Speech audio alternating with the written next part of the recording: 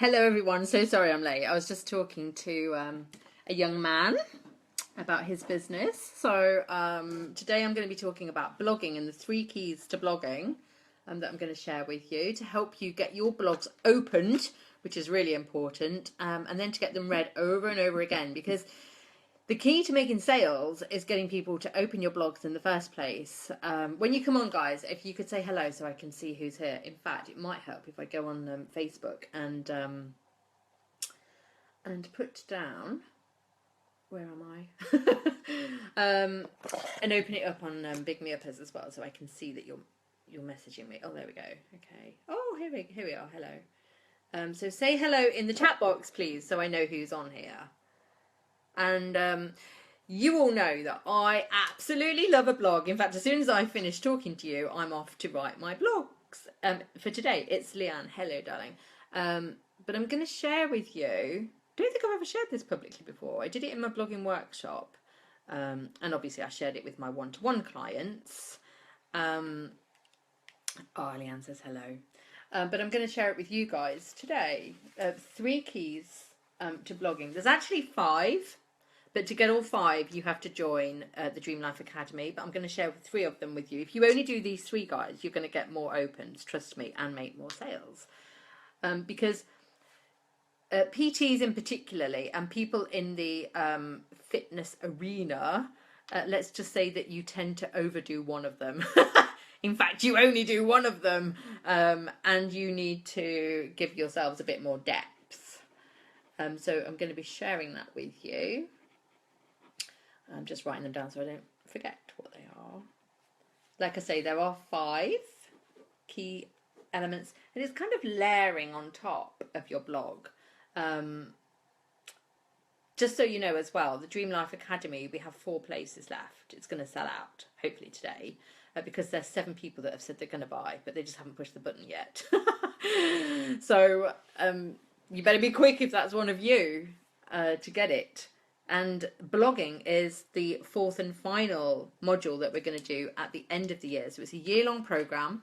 The first 12 weeks is all about business and how I do business, which, as you know, is a bit of a woo-woo way. So there's no business plans. However, I would say the way I do business, given that I've done in double turnover year on year on year, I would say my way is better than a boring old business plan. So it's all about your why, your hashtag, your dream life, building your business around your life and having fun. Who says that you can't have fun while you're having a business? Me and Samantha were on a call earlier and we were having loads of fun. Hello, Ruma. So today we're talking about blogging. And I was just saying that the first quarter of the Dream Life Academy is business and the way that I like to do business. And I'm not just saying, oh God, you should do it my way because it's the fun way. You know, there's proven systems in there. So I've doubled turnover year on year. My clients are living their dream lives as well. Nick Buckley, I just had a call with her this morning. She showed me all around her brand new beach house. She's given up all that stress of the gym and taken her business online. And I've helped her to launch. In fact, she's launching her new product tomorrow. So it's very exciting. Tiffany Milband, she's gone from a horse groom to a PT trainer to operating her first online business, and she trains riders, so she's in that niche, the equestrian niche. Obviously I help people get into the media as well, which really helps. So Tiff writes for Horse Magazine, Nick's been in Now Magazine. So these aren't little periodicals, we're going national. So the second quarter is all about magazines, and then in the third quarter it's all about branding, which I talked about yesterday. Can't wait to get to that section. And that's July and September. And you might think, well, what about August? Well, August, I will be, we're taking August off. So you can all go and have a lovely holiday somewhere. And I will be in Paris for my Paris retreat at the end of August. And end of July, beginning of August, hopefully, I'm either going to be in Thailand on a detox retreat for a month, or in India on a yoga retreat, still detoxing. So that's what I've got planned. Let me know what you've got planned. What are you going to do with your August? What would you like to do with your August? Pop it in the chat box below and let me know. Right, I'm going to get into the meat of it. So when you do your blogs, and when I say blogs, I don't just mean the blog on your website. I mean your email. So you all know, if you're on my list, that I email my blogs out, and I do 3 times a week because I'm a marketer, so I'm business to business. So I do Mondays, Wednesdays, Fridays. You guys, most of you at any rate, are B2C, business to customer. Do not email every blooming day. They don't want to hear from you every day. It dilutes your message, and nowadays, especially with Gmail, they have algorithms on your email accounts as well, and so you're just ending up in spam, so they're not opening any of your stuff. There's a real danger of you not being seen at all. Or that awful projects folder that Leanne Conway Wilcox says in August she's going to do yoga, pole training and relaxing with my honey. I think that's honey. Is that your husband? Is that a misprint and should say hubby? Or is that your little one? I'm not sure who honey is. Sounds nice though. So don't do daily email is what I say, because the algorithms don't like it and you could end up being very spammed, and who wants to be put in the spam box? You're never going to make sales that way. The other thing that you do, it is a hubby. Does she call him honey? Maybe we should have a whole stream about nicknames, yes? 5 things are what I teach for blogging, but I'm going to share 3 of them with you, and don't worry, you can still rock your world with these 3. So the first thing you do when you blog, and this is the one that most PTs and people in the fitness world only ever do, and it gets really boring, but you should educate. So most of you talk in a language that the general public don't understand as well, so be careful with the communication and the language that you use.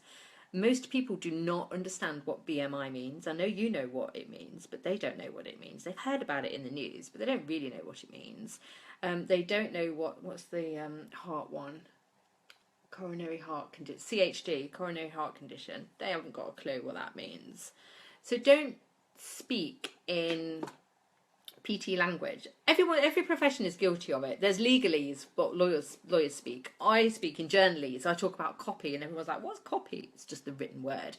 We all have our own language in our own profession, but when you're speaking to the general public, you've got to take that down, dumb it down. The average reader is 12. So speak as if you're speaking to a 12-year-old. Don't get too scientific on them. They don't want to know necessarily the science behind it. I know you're passionate about it. Go talk to your other PT mates about it. All they want to know is how they can eat cake and how they can stay thin. So make it fun and make it engaging and educational, but in a fun kind of way. Don't get too preachy and teachery. Because if you only do that, if you only ever educate, it's like it just becomes the norm and people switch off. The other one that you want to do is to entertain. But if you only ever entertain, you know that joker at school, like he's funny at first and then it's like, oh my God, just leave me alone. So if you only entertain, you're boring. And then the third one that I'm going to teach you about is inspiring. So inspire them. But if you only ever inspire, it's like, oh my God, give me a break. I climbed a mountain last week, or I ran a marathon last week. I don't want to do another one. Just give me a break. It's like your workouts. You would not beast them every time you do a workout, because then that comes the norm and it's 10 out of 10 every time. If you do an 8 out of 10 and then drop it to a 6.5, then do a 9, then do a 7, then give them a 10, they're like, oh my God, that was amazing. You really beasted us. And then you might drop it down again to an 8. And then people appreciate that variety. You know this. With your blogs, if you're constantly educating, it's just like beasting your clients. And why would you do that? It's not healthy, for one thing. So think about, when you're doing a blog, putting these 3 different layers onto it. So if you're doing weekly blogs, entertain them on week 1, educate them on week 2, and inspire them on week 3, and then rinse and repeat. Educate, entertain, inspire. So you're constantly making it different, so they don't know what they're going to get from you. Just like with your workouts, they're not sure what kind of workout they're going to get that day. They don't know whether you're going to be doing plyometric work or heavy weights or running. So keep it varied, and that way they keep opening your emails. Now the other thing you can do with this, because a lot of people struggle with time and they struggle with knowing what to write about, is, let's just take, for example, let's take Christmas because it's just around the corner. If you were going to do a blog around Christmas, I bet you, in fact, let's try it out. How many of you are on the call though? There's not many. Oh, there's 6 of you. Let's try it out. Give me an example of a Christmas blog that you could do that's going to educate people. And then I want you to give me, choose one of these, give me an example of a Christmas blog that would entertain, which would include a funny story. Obviously, I could tell one about the time I asked for a bangle and my boyfriend bought me giant hoopla earrings, thinking that it was a bangle. It's like, what the hell do you want me to do with these? Inspire them. How could you inspire people over the Christmas period? What kind of blog could you write to inspire? So I'd be interested to see your answers here. But you see how you can take one theme, i.e. Christmas, and get 3 very different blogs out of it. Hello, Samantha. It is still live. So Leanne Conway Wilcox says, she says this stuff is gold. Thank you. It is gold. It is gold. It really works. This is what I've been doing for the last 6 years. Russell Percy, hello, lovely. He says the healthiest meal of the year, as in an educational one, I'm assuming there. That's a really good one. Russell, how would you do an entertaining blog for Christmas? What would you talk about? Yes, to educate, he says. Festive tips, juggling the social season. Oh, I love that. That would be really good. There's loads of ideas coming up here as well, guys, so you can all take best practice and steal these ideas. Any more? Boxing Day dip or Christmas park run for inspiring, says Leanne Conway Wilcox. Love that. Educate, staying hydrated throughout the party season. Yes. Russell saying, oh, give me a mo. Yeah, staying hydrated, because God, we have loads of Christmas parties, don't we? So just teaching people that, to have a glass of wine and then a glass of water really helps. Claire Morgan Hughes, Christmas blog to entertain. How about family traditions? Funny insights to your life. I love that. And do you know what else? With your blogs, it doesn't always have to be a written blog. I was just talking to a young guy and he was saying he hasn't got very much time. And I said, get your video camera out, do a video blog instead. So, maybe if you've got a tradition about what goes on the top of your tree, you could video that and that could be your blog. And then ask other people. This is another thing that people don't do. They never ask for a reaction. I would show them a Christmas tree with my fairy or my star on the top, and they'll be like, what do you put on the top of yours? Email me back or send me a picture. I might set up a Facebook thread where everyone can post a picture. Then you get an engagement on social media, or it doesn't matter, because whatever way you're bonding with your client, and when you bond with them, when they know, love and trust you, they're going to buy from you. And that's what blogging is all about. It's relationships, right? They say the money is in the list, but the money isn't in the list. The money is in the relationships of the people on your list, and you don't have to have a big list. Leanne says, inspire, give yourself a treat this Christmas. Yes, if you're good, then you deserve a treat. Or if you've been good all year, then you deserve a treat. Russell Piercy, 5 embarrassing things that happened to me this year. I might steal that one. I'm sure I've got more than 5. I wonder what the most embarrassing thing was that happened to me this year. I'm looking at my assistant now for inspiration. I know 2 years ago I got lost on my own retreat. That was embarrassing. I was late to my own party, still wandering around Paris with blisters on my feet. I had to flag a policeman down to tell me the way, and then he didn't speak English. I'm like, what kind of policeman are you? You don't. How can you help me? I'm in Paris. It's a tourist area. Anyway, he did, bless him, point the hotel out. I was very close. And then he did drive around the block to make sure that I found it. That was embarrassing. Then there was the time I made those beans for the salad. I did do a blog about that because I didn't know you had to soak them first. And they were like ball bearings. Not good. Liana says, funny elf on the shelf shenanigans. Yes, and there's the mannequin challenge at the minute as well, which I'm loving. So anytime you can jump all over things like that. I love these ideas, guys. I love the 5 embarrassing things that happened to me. Another good one is lessons that you've learnt for the year. It's a great New Year one. I did my curveball year when I went travelling and talked about the things that I learnt as I travelled. I'm about to do another one this year along a similar vein. I'm not going to give too much away. You can save it, you can read it. Hello, Sue Colt. We're talking about Christmas blogs that you could do and how you could do an educational, an entertaining, or a inspirational blog all around Christmas. So if you've got any ideas for any of those three, please share. It'd be interesting to find out how often you blog. Can you put in the chat box, do you blog daily, weekly, twice a week, 3 times a week? Never. Let me know how often you blog. I love blogging. And don't think, like I said before, don't think that you always have to write to do a blog. You could do audio blogs, picture blogs. Liana's saying every Monday. That's good that you've got a day, Liana, so that you are doing it at a particular time on that day. It's like, think of it like a TV show. Like you're tuning in for Corrie every week. I watched Corrie. Was it last night? I don't understand what was going on. I've not seen it for a while. It's all very dark now, isn't it? People die every time I tune in. Russell says usually twice a week and then use the material for the blog. Brilliant. Sue says not enough, probably monthly. Samantha, email the list twice a week. One of them is a blog. Monday is blog day. Brilliant. That sounds really organised.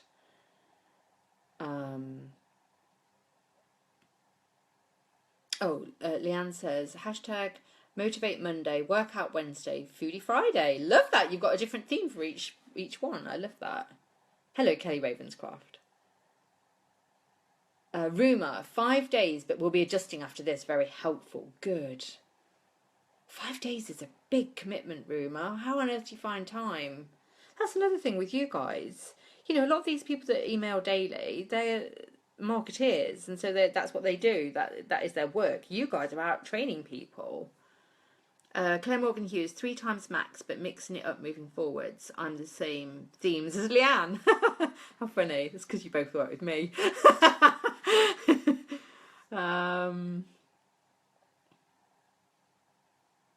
Oh, I love it when Facebook send me messages and they've just said conversation starter, 25 comments so far. Woohoo! Must be a new record.